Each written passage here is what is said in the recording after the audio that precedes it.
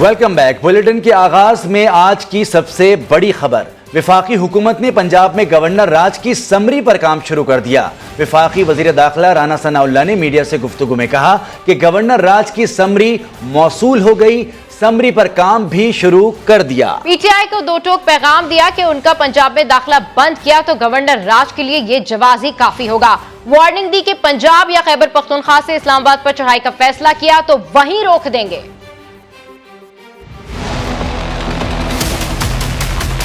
Governor राज की summary जो है वो वजारत दाखिला ने पेश करनी है और मैंने उसके ऊपर काम शुरू कर दी। मेरा अगर दाखिला बंद किया गया तो ये काफ़ी जवाब होगा गवर्नर राज के नफाज के लिए। अगर उसने चढ़ाई का फैसला किया पंजाब से या KPK से तो हम उन्हें वहीं पे रोकेंगे। हो सकता है कि अगर पुलिस ना रोके तो फिर हम खुद रोके, फिर हम खुद रोके, फिर हम खुद रोके।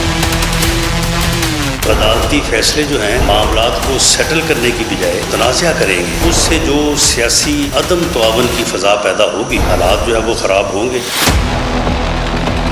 अदलिया के इख्तियारात की कमी की बात कोई नहीं करता। इख्तियारात को रेगुलेट करना चाहिए। कॉन्स्टिट्यूशन रीराइट करना जो है ये सुप्रीम कोर्ट का इख्तियार नहीं है, ये इख्तियार सिर्फ और सिर्फ पार्लियामेंट का है। बाकी मुश्किलात हैं उनके ऊपर भी काबू पाया जाएगा और उसके बाद फ्री फेयर इलेक्शन होंगे। पहले पढ़ तो लें कि गवर्नर राज लगता किन हालात में है। तहरीक इंसाफ के रहनुमा फवाद चौधरी का वजीर दाखिला राना सनाउल्लाह के बयान पर रद्द अमल। कहते हैं वफाकी हुकूमत वेंटिलेटर पर है, घर भेजना कोई मुश्किल काम नहीं। फवाद चौधरी ने दावा किया कि मौजूदा हुकूमत के पास 172 वोट ही नहीं। गवर्नर राज की समरी जो है वो वजारत दाखिला ने पेश करनी है और मैंने उसके ऊपर काम शुरू कर दी। मेरा अगर दाखिला बंद किया गया तो ये काफ़ी जवाब होगा गवर्नर राज के नफाज के। आज आप कह रहे हैं कि आप गवर्नर रूल लगा देंगे। आपने अपने लॉ मिनिस्टर से सिर्फ ये कर ले कि जो गवर्नर रूल की जो हमारी शिक है उसको पढ़ ले, ताकि आपको पता चल जाए कि गवर्नर रूल किन हालात में लगता है। और आप एक बोंगियां मार रहे हैं।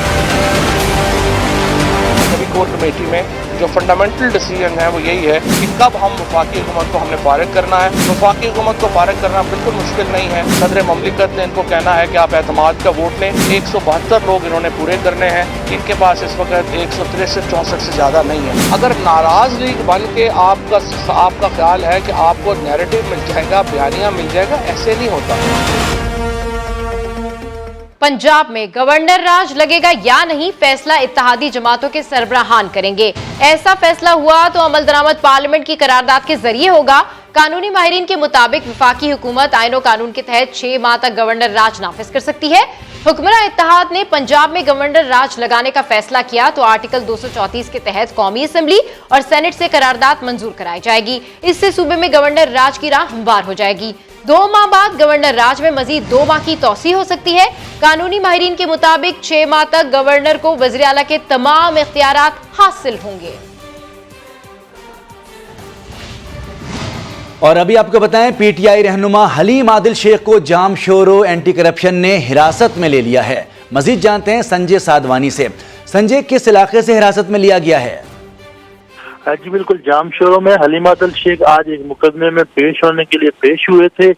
तो एंटी करप्शन पुलिस जाम शोरों ने हलीम आदिल शेख को टोल प्लाजा के बाद जब वो जाम शोरों पहुंचे तो उन्हें गिरफ्तार किया है। हलीम आदिल शेख को हिरासत में लेकर हमारे जराए बताते हैं कि नामालूम मकाम पर मुंतकिल किया है। पुलिस की भारी नफरी मौजूद थी जब हलीम आदिल शेख को हिरासत में लिया है। डिप्टी डायरेक्टर है जीशान मेमन, उनकी सरबराही में एंटी करप्शन ने उन्हें जो है वो हिरासत में लेकर नामालूम मकाम पर मुंतकिल किया है। हलीम आदिल शेख के जो गार्ड थे या दीगर लोग थे वो पुलिस को रोकने की कोशिश कर रहे थे कि हलीम आदिल को इस तरह ना लेकर जाया जाए, लेकिन पुलिस की जानिब से एंटी करप्शन टीम की भरपूर मदद की गई और मदद करते हुए हलीम आदिल शेख को पुलिस मोबाइल में बिठाकर वहां से लेकर जाया गया है। जिसके बाद इस वक्त जो है वो पुलिस की भारी नफरी एंटी करप्शन ऑफिस के बाहर मौजूद है। हलीम आदिल शेख पर एंटी करप्शन का कहना है कि मुख्तलिफ मुकदमात हैं जिसमें वो मतलूब है। बहुत शुक्रिया संजय साधवानी, तफसीलात बता रहे थे। वज़ीर आला पंजाब परवेज इलाही की बनी काला में चेयरमैन पीटीआई इमरान खान से मुलाकात हुई, जिसमें पंजाब में नई काबीना की तश्कील से मुतालिक मुशावरत की गई। दोनों रहनुमाओं ने सूबे के अवाम के एतमाद पर पूरा उतरने का अज़्म किया। इमरान खान ने परवेज इलाही को वज़ीर आला बनने पर मुबारकबाद दी। चौधरी परवेज इलाही ने तहरीक इंसाफ की हिमायत पर शुक्रिया अदा किया। इस मौके पर चेयरमैन तहरीक इंसाफ का कहना था कि अवाम को फायदा पहुंचाने के लिए कोई कसर न उठा रखी जाए।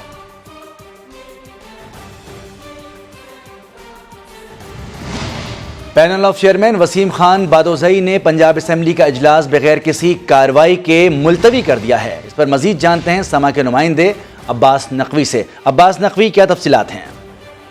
जी बिल्कुल, पंजाब असम्बली का जो इजलास है आज panel of chairman Nawabzada Waseem Khan Badozai की ज़ेर सदारत तकरीबन 30 मिनट की ताखीर से शुरू हुआ था और कुछ मिनट ही ये इजलास चला। और इस इजलास के अंदर जो है हुकूमती नुमाइंदगान, राजा बशारत और दीगर हुकूमत की क़यादत जो है मौजूद थी, लेकिन अपोजिशन की जानिब से, नून लीग की जानिब से और उनके इत्तेहादियों की जानिब से कोई भी इस इजलास में शरीक नहीं हुआ।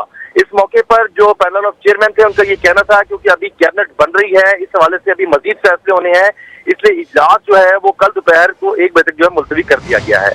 बहुत शुक्रिया अब्बास नकवी। सुप्रीम कोर्ट के हुक्म के बाद मुस्लिम लीग काफ के रहनुमा चौधरी परवेज इलाही ने वज़ीर आला पंजाब के ओहदे का हल्फ उठा लिया। गवर्नर पंजाब बलीगुर रहमान के इनकार पर परवेज इलाही रात गए खुसूसी तैयारे से इस्लामाबाद पहुंचे, जहां ऐवान सदर में हल्फ बर्दारी की तकरीब हुई। सरकारी टीवी पर तकरीब बराह रास्त ना दिखाने पर फवाद चौधरी बरहम हो गए।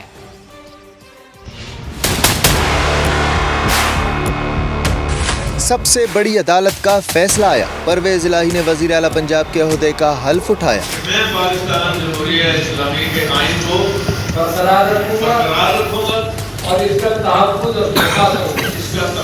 और सफा करूंगा। गवर्नर पंजाब बलीगुर रहमान के इनकार पर अदालती हुक्म के मुताबिक सदर मुमलिकत आरिफ अलवी ने रात गए परवेज इलाही से हल्फ लिया। हर किस्म के लोगों के साथ बिला खौफ और रियायत और बिला रग़बत और इनायत कानून के मुताबिक इंसाफ करूंगा।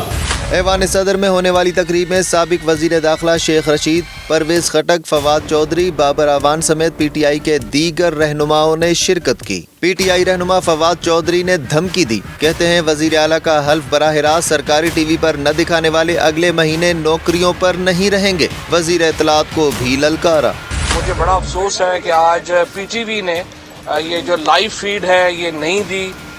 मैं सेक्रेटरी इंफॉर्मेशन को और पीटीवी के जो जिम्मेदारान हैं उनको बता देना चाहता हूँ, ये सिर्फ 15 दिन है, ये जो हरकत है हम इसको माफ़ नहीं करेंगे। सेक्रेटरी इंफॉर्मेशन जो है वो भी नहीं आई है और मेरा ये ख्याल है कि ये जो इन्होंने यहाँ पे आज ये जो बदमाशी की है, मैं ये समझता हूँ पीटीवी के लोगों ने और मिनिस्ट्री इंफॉर्मेशन की कुछ ये जो मरियम औरंगजेब की जो इन लोगों ने कहने के ऊपर, तो मरियम औरंगजेब तो खुद जेल में जा रही है। गवर्नर पंजाब बलीगुर रहमान की माजरत पर परवेज इलाही रात गए ही खुसूसी तैयारे के जरिए इस्लामाबाद पहुंचे थे। मुस्लिम लीग नून की नायब सदर मरियम नवाज की ट्वीट सामने आई है। ट्वीट में उनका कहना है कि गलती की तो लाडले के हक में, गलती की तसी की तो भी लाडले के हक में। इस खुली नाइंसाफी को कैसे सही साबित करेंगे? ये भी अदालती कत्ल हुआ है, मगर इस बार मकतूल अदलो इंसाफ है। मरियम नवाज ने चीफ जस्टिस ऑफ पाकिस्तान को मुखातिब करते हुए कहा कि ये आप क्या कर बैठे।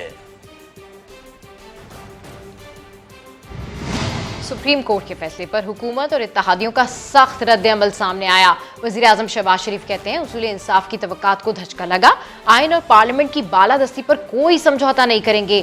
नवाज शरीफ ने कहा पाकिस्तान को तमाशा बना दिया है। मरियम नवाज ने ट्वीट में लिखा कि इंसाफ का कत्ल नामंजूर। मौलाना फजल रहमान ने फैसले को अदालती कत्ल करार दिया।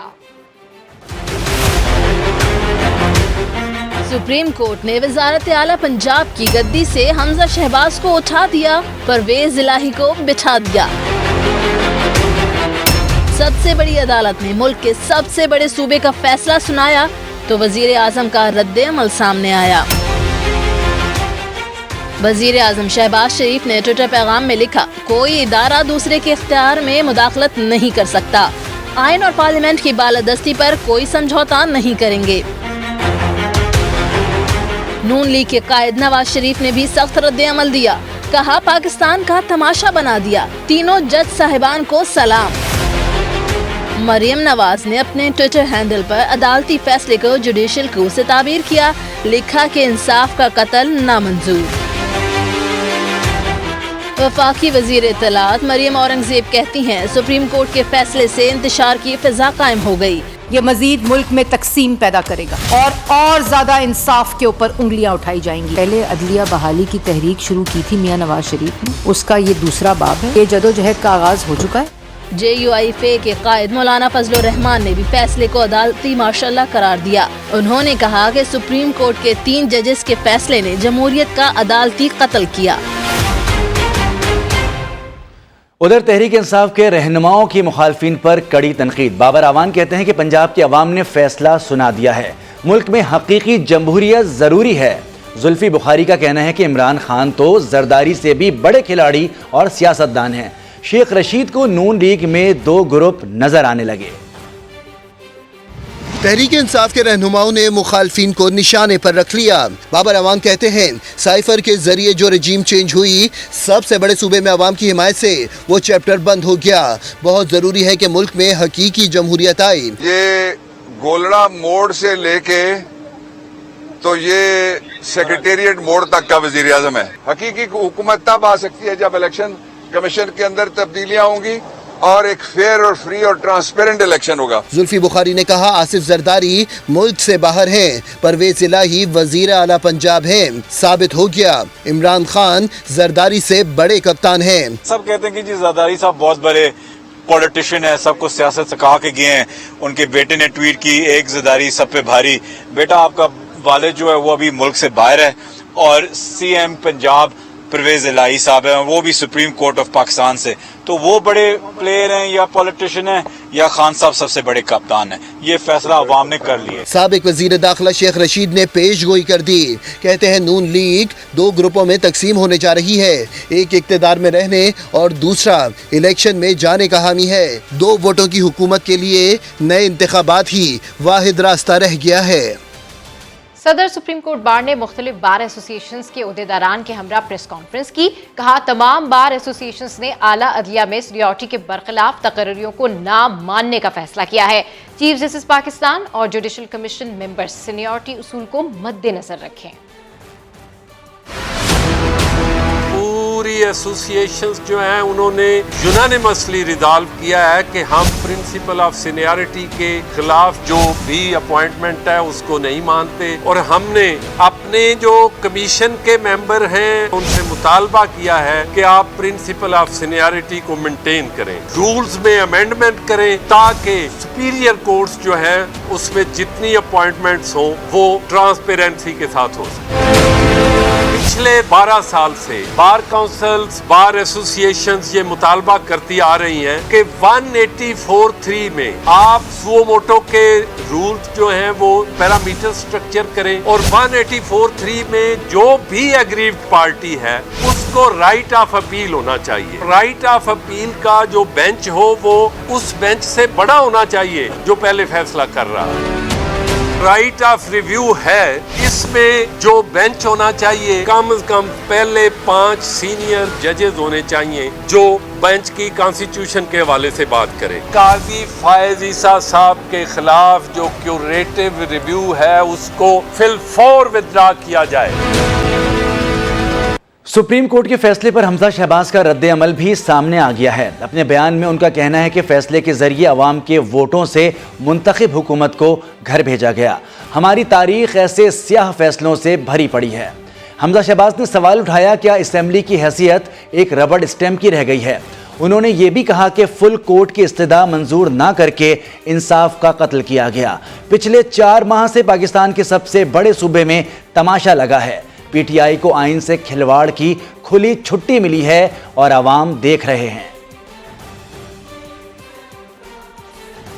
PDM के सरबराह मौलाना फजलुर रहमान ने हुकूमती इत्तेहाद का इजलास तलब कर लिया। इजलास कल बरोज जुमरात इस्लामाबाद में मुस्लिम लीग नून के सेक्रेटरीट में मुनक्किद होगा। इजलास में पंजाब के वज़ीर आला इंतखाब केस से मुतालिक अदालत उस्मा के फैसले के बाद की सूरत हाल का जायजा लिया जाएगा। सियासी सूरत हाल और आइंदा के लाहे अमल पर मुशावरत भी होगी।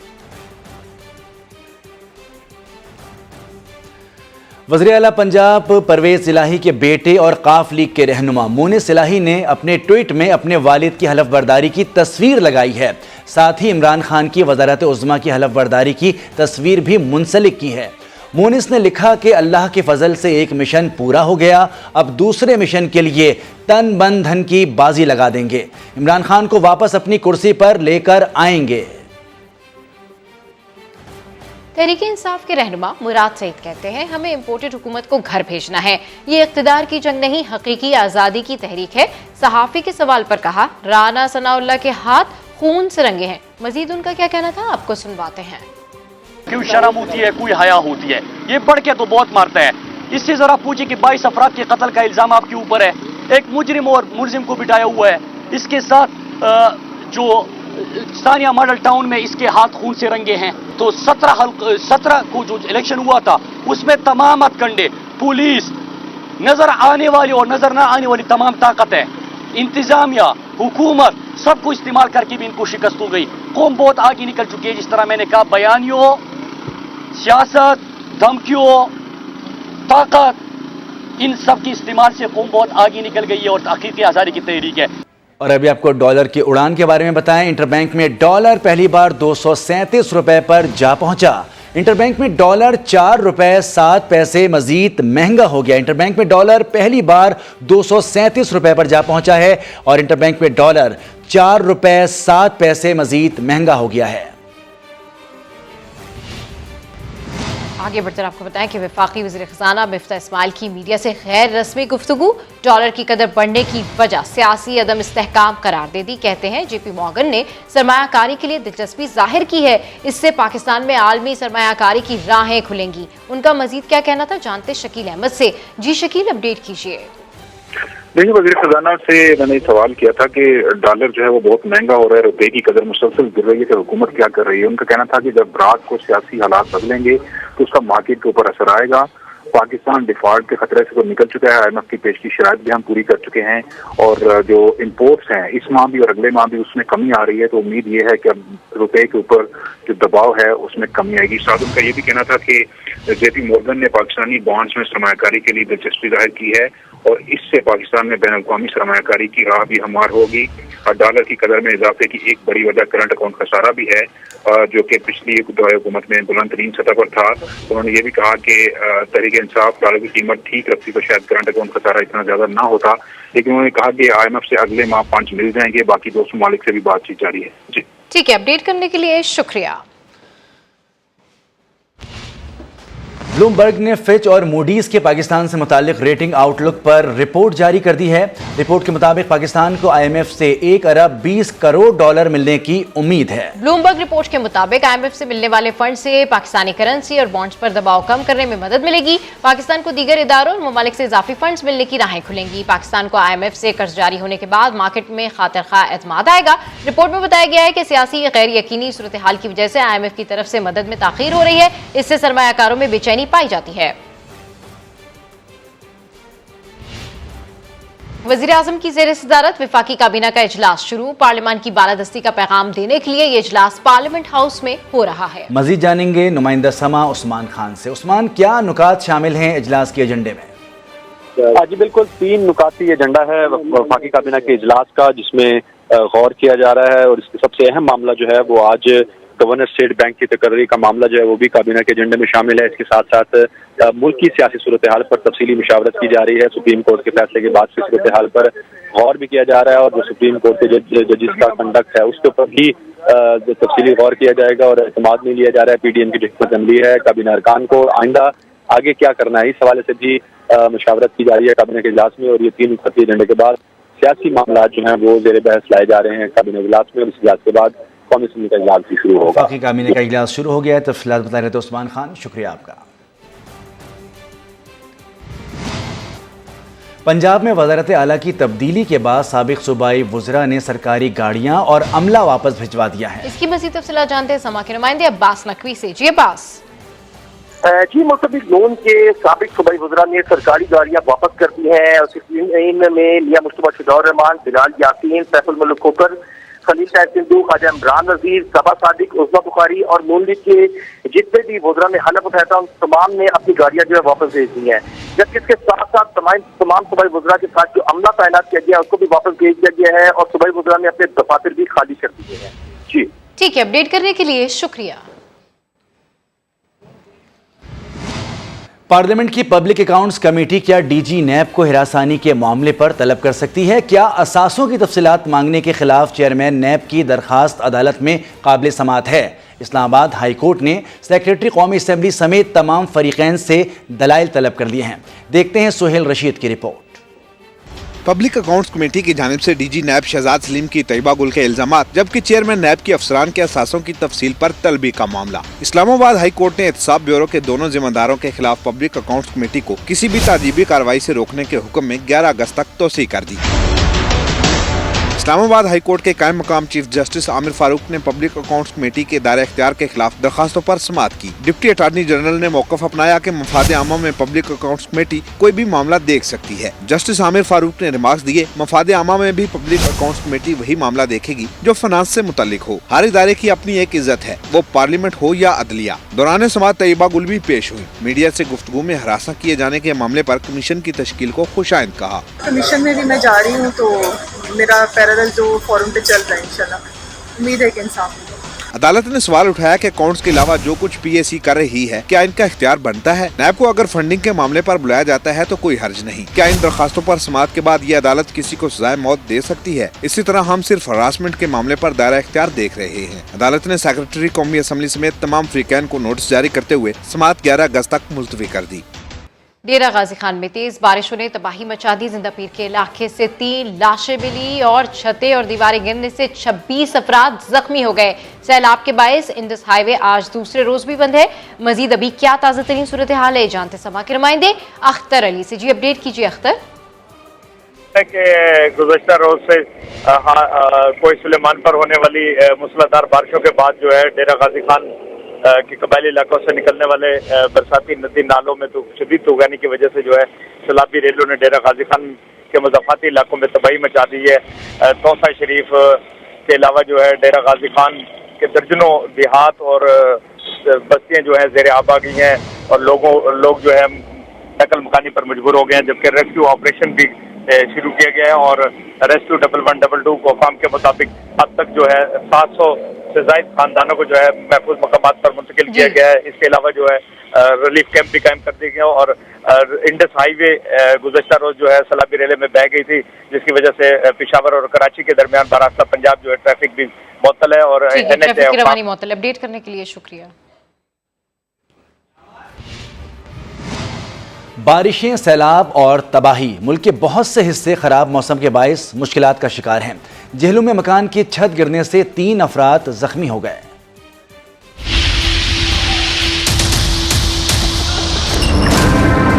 मानसून की बारिशें, कहीं सैलाब है, कहीं सड़कें तालाब हैं, कहीं खेत खलियान बर्बाद हैं। दरियाए चनाब में तुगयानी है। चिनियोट के मकाम से 1,32,675 क्यूसेक पानी का रेला गुजर रहा है। नशेबी इलाके ज़ेरे आब हैं।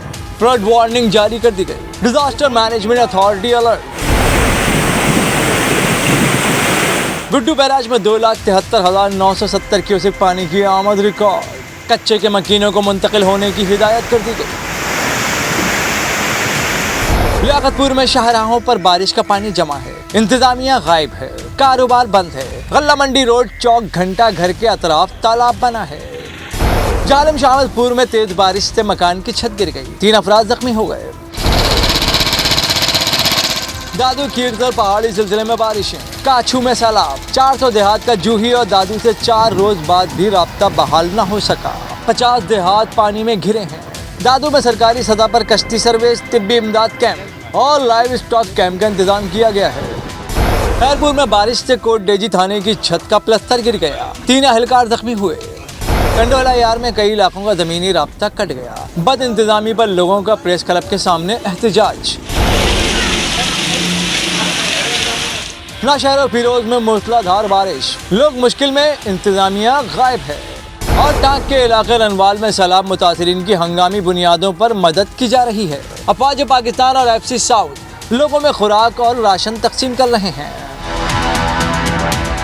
कराची में बारिशों के तूफानी सिलसिले के बाद स्कीम 33 की कई आबादियां ज़ेरे आब आ गई हैं। न्यू अंचोली, PCSIR और स्टेट बैंक सोसाइटी में लोग घरों में महसूर हो गए हैं। हक्कानी चौक और शहर के पौश इलाके डिफेंस फेज 5 की शराहें 3 दिन बाद भी नदी नाले बनी हुई हैं।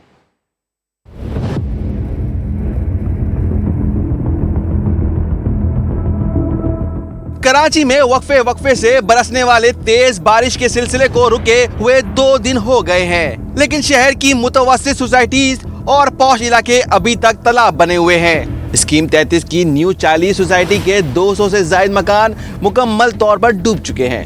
इलाके में 3 से 5 फीट तक का पानी जमा है, जिसमें गाड़ियां डूबी हुई हैं। रिहायशी नकल मकानी कर रहे हैं और बीमार अफराद घरों में महसूर हैं। काफ़ी डिपार्टमेंट को हम लोगों ने जो है रुजू करने की कोशिश की, मगर कोई पुरसाने हाल नहीं है, कोई पूछता नहीं है हमें आकर। यहाँ पे जो रिहायशी हैं, यहाँ पे ऐसे लोग भी हैं जो कार्डिक पेशेंट हैं। अब मसले मसाले घिरे हुए हैं। यहाँ पे पीछे फैमिलीज नकल मकानी कर चुके हैं। 1-2 घर रहने जो वो मजबूरी में रहे। मैं खुद महसूर हूँ। मैं 3 दिन से ऑफिस नहीं जा रहा और भी बहुत सारे लोग दफ्तर अपने नहीं जा पा रहे हैं। मुर्तज़ा वहाब है, वज़ीर आला सिंध है, ये लोग जाते हैं अपने फोटो सेशन कराते हैं और चले आते हैं। उन्हें जो है ना इससे कोई वो नहीं है आवाम को क्या हो रहा है। कराची की wall street IH Chandigarh road से चंद 100 मीटर के फासले पर वाक़ हक्कानी चौक को काला पानी की सजा मिली हुई है। शहर के गुंजानाबाद इलाके की गलियों से ताफुन उठ रहा है। वाटर बोर्ड की गाड़ी डीजल न होने से नकारा खड़ी हुई है। तो आज तीसरा दिन हो गया ड्यूटी पे जाने के लिए, ऑफिस जाने के लिए घरों से निकलते हैं, मगर जो इलाके की हालत है वो आपके सामने। 25 साल से हम ये इलाके में अपने इलाके में इसी तरह देखते हैं कि घुटनों से ऊपर पानी होता है और जब तक वो ड्रेन आउट नहीं होता, पंप नहीं चलते सीवरेज के, तो ये मसला ऐसे ही रहता है। नाले खुले में कल भी एक बच्चा डूबते बचा है। 2 दिन से गाड़ी खड़ी हुई है, पानी निकालने वाली है, वो भी बेकार नकारा है, उसके बाद भी कुछ भी नहीं है। शहर के सबसे पौश इलाके की सबसे अहम शाहरा डिफेंस फेज 5 की 26 स्ट्रीट 3 दिन से नहर बनी हुई है। पाक फौज के जवान हैवी मशीनरी के जरिए पानी की निकासी की कोशिश में मसरूफ हैं। यही हाल खयाबान शुजात का है, जहां की गलियां तालाब का मंजर पेश कर रही हैं। कैमरा टीम और साथी रिपोर्टर संजय साधवानी और शाहनवाज कादरी के साथ खुर्शीद आलम, समा, कराची। बारिशों के बाद कराची की स्कीम 33 में इस वक्त क्या सूरत हाल है, जानते हैं वहाँ मौजूद समा के नुमाइंदे खुर्शीद आलम से। जी खुर्शीद, इस वक्त आप किस जगह हैं और पानी की निकासी हो चुकी है यहाँ पर? जी हाँ बिल्कुल, अब एक और मंजर हम आपको दिखा रहे हैं स्कीम 33 की अर्बन फ्लडिंग का। ये G3 बस का आखिरी स्टॉप है, स्टेट बैंक सोसाइटी का स्टॉप भी कहते हैं, और कैमरामैन M कामरान आपको दिखा रहे हैं। ये सड़क सामने जो ज़ेरे-आब नज़र आ रही है, ये जा रही है स्टेट बैंक सोसाइटी, उसके बाद गवालियर सोसाइटी से होती है। 2 किलोमीटर के बाद ये सड़क सुपर हाईवे पर जाके मिलेगी। इसी तरह ये सड़क सुमेरा चौक से आ रही है और आपको नज़र आ रहा होगा कि गाड़ियाँ पानी में डूबी हुई हैं और एक ट्रैक अमलन ज़ेरे-आब आ चुका है। ये इस पर ट्रैफिक नहीं चल पा रहा। पानी अपना रास्ता बना रहा है, नशेब में जाता है, फिर आगे जाता है। सोसाइटी हो, मकान हो, थल्ला हो, दुकान हो या कोई खाली प्लॉट, वहाँ चला जाता है। लेकिन इस पानी की निकासी के लिए, जैसा मैंने अभी पहले कहा, सरकार की जानिब से किसी किस्म के इंतजामात या इक़दामात नज़र नहीं आ रहे। जी, अपडेट करने के लिए शुक्रिया खुर्शीद आलम। कराची के इलाके डिफेंस हाउसिंग अथॉरिटी में खयाबान शुजात तेज बारिश थमने के 3 रोज बाद भी पानी में डूबा हुआ है। पानी जमा होने से इलाका मकीन काफी ज्यादा परेशान है। मजीद तफसीलात जानते हैं समा के नुमाइंदे संजय साधवानी से। जी संजय, अपडेट कीजिए। मैं इस वक्त खयाबान शुजात पर मौजूद हूँ और ये मेरा क्या में आप तालाब तो देख रहे होंगे, चारों जानिब जो है वो पानी है, गाड़ियां फंसी हुई हैं, लोग परेशान हैं। अब ये से फैमिली जो है मोटरसाइकिल पे जा रही है। आप देखें ये जो खयाबान शुजात वाली रोड है, इस रोड पर फुटपाथ नजर नहीं आ रही। 4 जो 1.5 फुट की फुटपाथ है वो वहाँ पर मुकम्मल तौर पर पानी है। तो खयाबान शुजात की ये पूरी सड़क जाके खयाबान मुआफिज से आगे होकर निकलेगी तो वहाँ पर पानी है। ये पूरा खयाबान इताद से जो लाइन आ रही है वो इस वक्त पानी में डूबी हुई है और पूरी बहुत बुरा हाल है। यहाँ पे आप देखें, यहाँ पे पानी जो है वो किस कदर पानी जो है वो है। मुस्लिम लीग नून के मरकजी रहनुमा अता तारड़ मीडिया से गुफ्तगू कर रहे हैं, आपको लिए चलते हैं। और 371 को 396 में कन्वर्ट नहीं किया जा सकता क्योंकि हाउस के अंदर उतनी ही सीटें मौजूद हैं उससे बढ़ नहीं सकती आइन के मुताबिक। अब ये देखिए, ये भी जहन में रखिए कि ये एक रन ऑफ इलेक्शन है। रन ऑफ इलेक्शन ये होता है कि जब एक इलेक्शन में कोई भी उम्मीदवार मुजव्वज़ा 186 वोट लेने में नाकाम रहे तो फिर हाउस में जो अराकीन मौजूद होते हैं उनकी अक्सरियत पे वजीर आला का इंतखाब होता है। तो लोग ये पूछ रहे हैं कि जैसे राजा सगीर पिंडी से एक MPA है, उन्होंने जब हमजा शहबाज शरीफ को वोट दिया और इमरान खान की चिट्ठी को ना माना तो उनका वोट उन 25 वोटों में गिनती में से माइनस कर दिया गया, शुमार नहीं किया गया।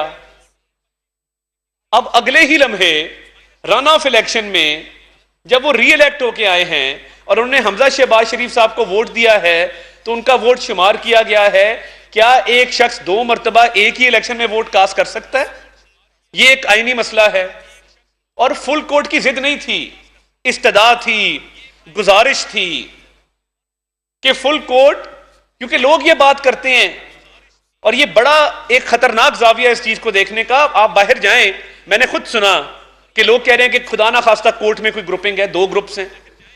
यानी पहले ही सोसाइटी इतनी पोलराइज्ड है, पहले ही कोई इत्तेहाद इत्तेफाक नहीं है, किसी बात पे हम यकजा नहीं होते। और लोगों का ये कहना कि कोर्ट में ग्रुपिंग है, फिर तो और जरूरत थी कि फुल कोर्ट इस पे बैठता। और अगर दोनों चिट्ठियों को बराबर रखें तो फिर वो 25 अराकीन हक बजानिब थे जब उन्होंने वोट डाला और उनका वोट गिनती में शुमार होना चाहिए था। एक चिट्ठी के तहत 25 वोट माइनस हो गए, जिसका फायदा इमरान खान को हुआ, परवेज लाई को हुआ, और दूसरी चिट्ठी के तहत 10 वोट जो कहीं और जाने थे वो दूसरी तरफ गिनती में शुमार हो गए। दूसरी चिट्ठी का भी फायदा इमरान खान को हुआ, परवेज लाई को हुआ। तो चिट्ठी इमरान खान, मुस्लिम लीग नून के रहनुमा अता तारड़ इस वक्त मीडिया से गुफ्तगू कर रहे हैं। उन्होंने कहा कि मुस्लिम लीग 2 जमातों ने अपनी आईनी संगीन को डिप्टी स्पीकर पंजाब असेंबली पर हमले का नोटिस नहीं लिया गया। इंसाफ का दोहरा मेयार सुना था, पहली बार देखने का मौका मिला। बुलेटिन से फिलहाल इतना ही। एक ब्रेक के बाद हाजिर होंगे हेडलाइंस के साथ। समा के साथ रहिए।